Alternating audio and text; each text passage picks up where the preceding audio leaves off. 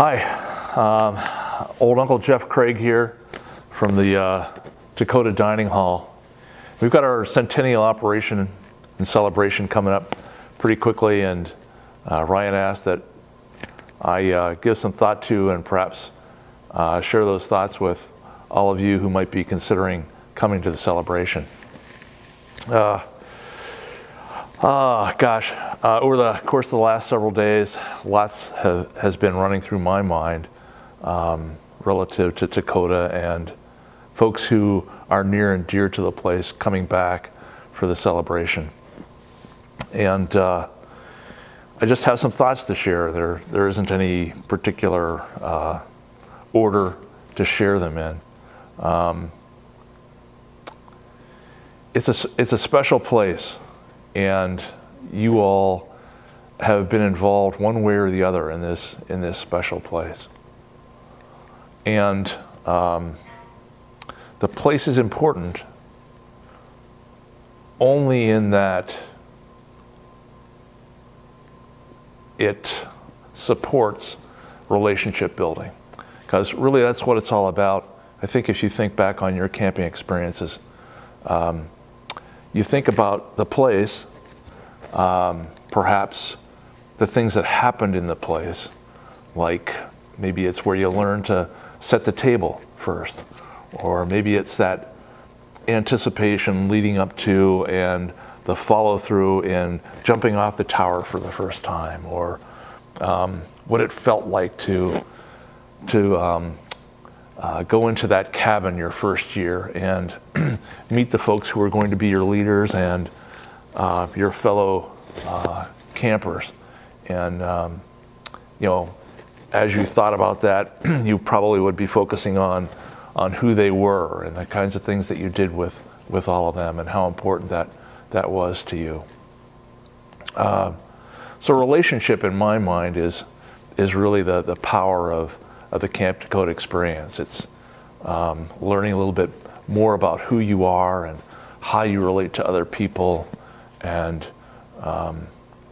it's the people in this place and the place itself that helped you grow into the person that you are in some way, and that's a pretty powerful thing, I think. And coming back to camp, you might experience several things. The first perhaps would be the eager anticipation of who am I going to see and how am I going to feel about those folks, and is it going to feel like it was just last year we were together, or is it going to be uncomfortable? Well, I can assure you that it will not be uncomfortable. And then riding in the camp road, you'll probably experience something like electric energy running up and down your spine.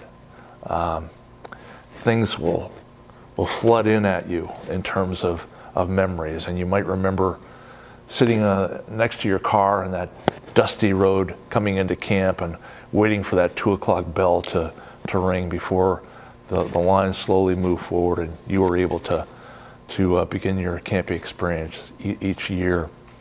As you move through camp,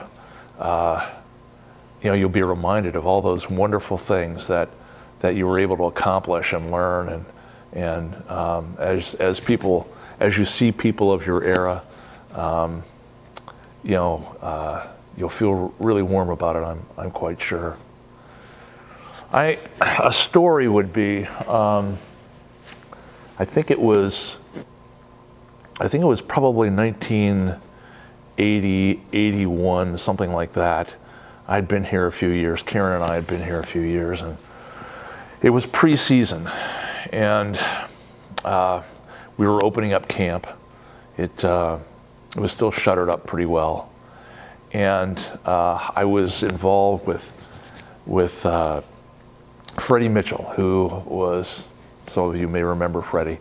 He was just a great guy who shared the important details of putting camp to bed and then waking camp up again in terms of opening it up for the upcoming season.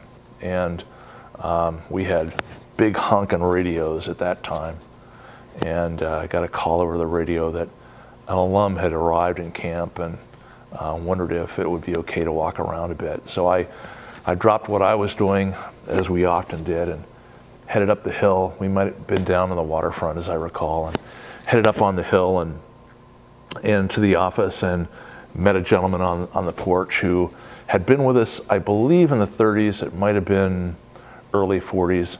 And frankly, I don't remember the man's name, nor the exact years of his involvement at Dakota. But we had a wonderful time moving through camp. And, you know, most of it was a conversation about how things hadn't changed so much, but several things were quite different. And you know, we were sort of able to find the cabin he thought was his or cabins that were his during the years he was here. But the numbers were different, and many of you will be able to relate to that. And the placement might have been a little bit different as well.